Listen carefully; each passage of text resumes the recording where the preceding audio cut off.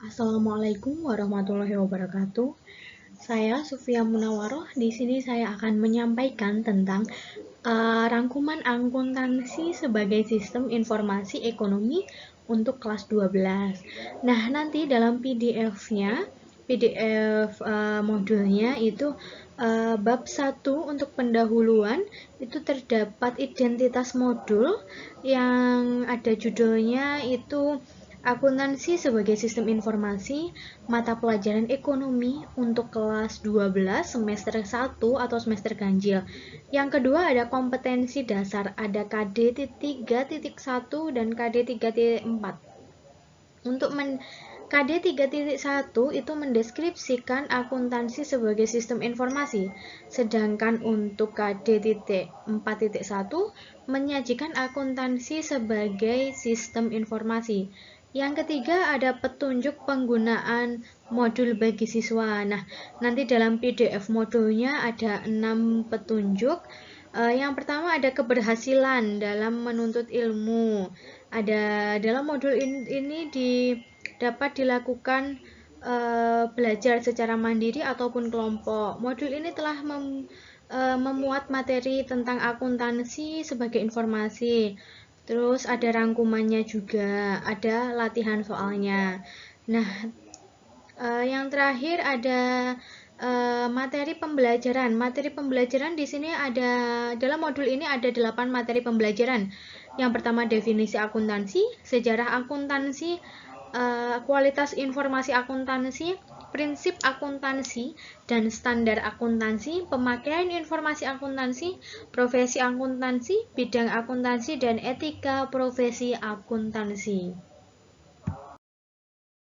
Akuntansi karena banyak tokoh yang menafsirkan tentang macam-macam pengertian akuntansi, mereka tentunya antara tokoh satu dengan tokoh yang lainnya itu berbeda pandangan, berbeda pendapat pula.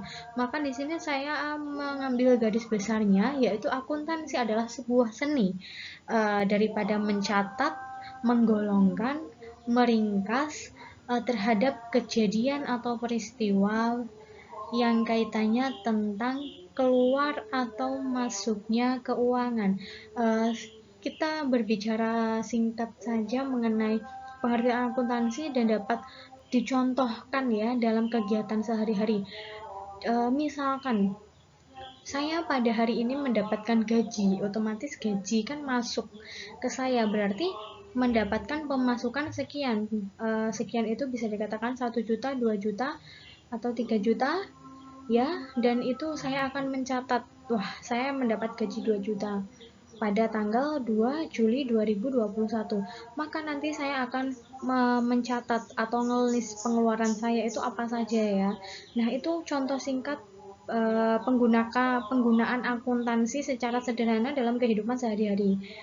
Oke, terus yang kedua, langsung saja kita masuk ke sejarah perkembangan akuntansi, yaitu tokoh yang pertama yang mempublikasikan ya prinsip akuntansi itu adalah Luca Paciolo.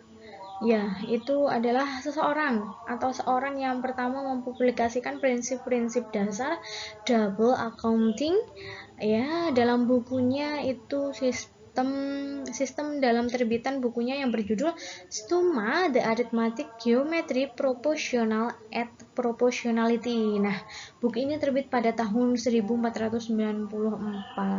Luca ini adalah tokoh yang mempublikasikan adanya akuntansi pada abad ke-14 dan 15. Beliau berasal dari Italia. Jadi terus selanjutnya kita terus di Indonesia itu akuntansi diterapkan pada tahun 1642 dan berkembang setelah Undang-Undang Tanam Paksa dihapus pada tahun 1870. Nah, di Indonesia itu tidak ada yang memakai sistem akuntansi pada saat itu, hanya satu orang saja yang bekerja pada bidang akuntansi di akuntansi perpajakan yaitu adalah G.D. Massey pada tahun 1929,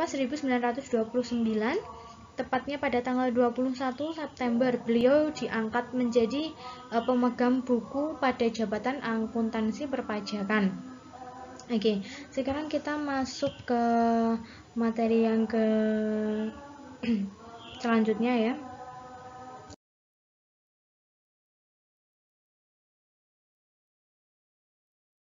Masuk ke kualitas informasi akuntansi ya teman-teman. Di sini ada relevan, dapat dimengerti, daya uji, netral, tepat waktu, dan daya banding serta lengkap. Nah, relevan di sini maka informasi yang didapat suatu instansi itu harus benar-benar nyata adanya atau relevan. Jadi benar ini ya, benar-benar memengaruhi kebijakan nanti yang akan diambil oleh suatu instansi tersebut. Yang kedua, ada dapat dimengerti. Jadi informasi ini mudah untuk dipahami, mudah untuk dimengerti. Jadi dapat dinyatakan dalam bentuk istilah juga. Terus ada juga yang ketiga itu dapat diuji atau reliabilitas ya. Jadi dapat diuji kebenarannya. Jadi informasi yang didapat itu benar-benar dapat diuji kebenarannya. Karena ini benar-benar nantinya akan mempengaruhi keadaan suatu instansi. Yang keempat ada netral. Jadi kualitas informasi akuntansi itu tidak memihak kepada instansi A atau B saja, tapi semuanya itu dapat informasi tentang akuntansi ya. Jadi tidak berpihak, tidak memilih-milih pihaknya, ini netral. Jadi netral kepada siapapun. Tepat waktu. Nah, ini dalam penyajiannya itu harus tepat waktu supaya keputusan suatu instansi itu dapat segera terlaksana. Yang keenam ada dapat dibandingkan. Nah, maka catatan instansi A dan B itu dapat dibandingkan pada bulan yang sama atau dapat dibandingkan dengan satu instansi saja untuk pencatatan bulan sebelumnya. Yang ketujuh ada lengkap. Nah, penyajiannya itu tidak boleh setengah-setengah, jadi harus lengkap dari awal sampai akhir. Oke, sekarang kita masuk ke prinsip akuntansi. Prinsip akuntansi sendiri itu ada prinsip akuntansi pengakuan penghasilan. Nah, di mana pengakuan ini mempelajari tentang pengukuran, pengertian, dan pengakuan terhadap penghasilan. Yang kedua, pengungkapan penuh. Jadi, prinsip pengungkapan penuh ini laporan keuangannya memberikan informasi. Terus ada konsistensinya, digunakan sebagai laporan keuangan yang sifatnya harus dapat dibandingkan untuk konsisten. Terus entitas ekonomi, jadi catatan apapun dari suatu instansi tidak boleh dicampur dengan catatan pribadi atau catatan instansi lainnya. Nah, ada periode akuntansi di sini digunakan untuk mengetahui gambaran kinerja suatu perusahaan. Ada beban historis juga. Selanjutnya ada beban historis. Jadi beban historis itu prinsipnya berdasarkan pada biaya yang terjadi dalam sistem pencatatan. Selanjutnya ada prinsip kesinambungan. Nah, prinsip kesinambungan ini dalam akuntansi pada suatu pencatatan itu secara berkala, jadi bersambung. Jadi misal hari ini mencatat pengeluarannya apa saja, jadi mulai dari tanggal 1, 2, 3, dan seterusnya, nanti bersambung pada bulan berikutnya. Dan juga ada juga prinsip satuan moneter stabil, jadi bertujuan untuk mengabaikan adanya inflasi dalam pencatatan akuntansi. Ada objektif juga. Prinsip ini digunakan untuk memastikan laporan keuangan pada akuntansi, dan juga ada prinsip mempertemukan, yaitu pengeluaran bahwa jumlah pengeluaran itu sama dengan pendapatan. Masuk ke materi selanjutnya yaitu konsep dasar akuntansi. Ada 6 konsep di sini. Ada konsep kesatuan usaha, kesinambungan, periodasis, pengukuran dalam nilai uang, harga pertukaran, dan juga konsep biaya. Nah, yang pertama kesatuan usaha atau accounting entity, di mana konsep ini menjadi pemisah antara perusahaan dengan yang berkepentingan. Yang kedua ada kesinambungan yaitu going concern, di mana konsep ini digunakan untuk mengasumsikan umur yang tidak terbatas. Yang ketiga ada periodesis atau time period, di mana konsep ini menghendaki adanya pemecah umur dalam suatu perusahaan. Yang keempat ada pengukuran dalam nilai uang. Konsep ini menghendaki uang sebagai denominator.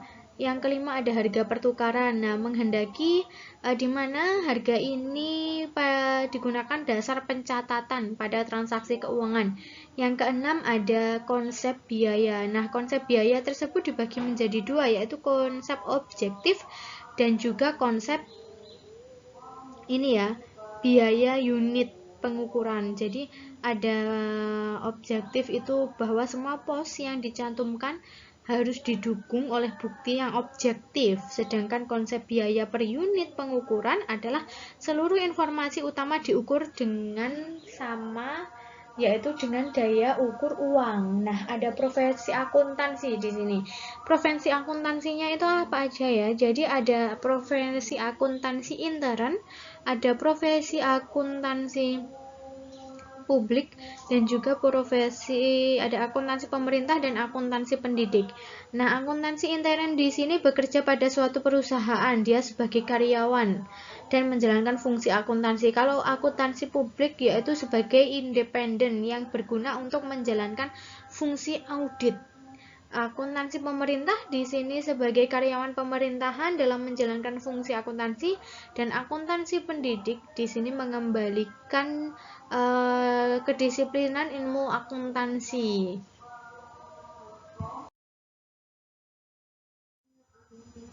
Masuk ke materi selanjutnya, yaitu standar akuntansi ya.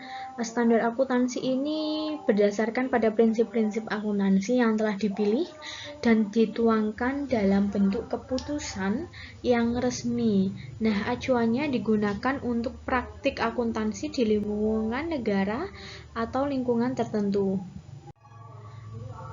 Nah, untuk kejelasan hubungan antara prinsip akuntansi dan standar akuntansi dan juga prinsip akuntansi itu berterima umum. Jadi di sini mempunyai singkatan PABU ya. Jadi prinsip akuntansi, standar akuntansi, dan prinsip akuntansi berterima umum. Terus ada pemakai informasi akuntansi. Nah, ada dua bagian, yaitu ada pihak intern dan pihak ekstern. Pihak intern itu pihak dalam, yaitu manajer, sedangkan eksternnya sebagai pihak pemilik, investor, karyawan, kreditor, pemasok, pelanggan, dan pemerintah serta masyarakat.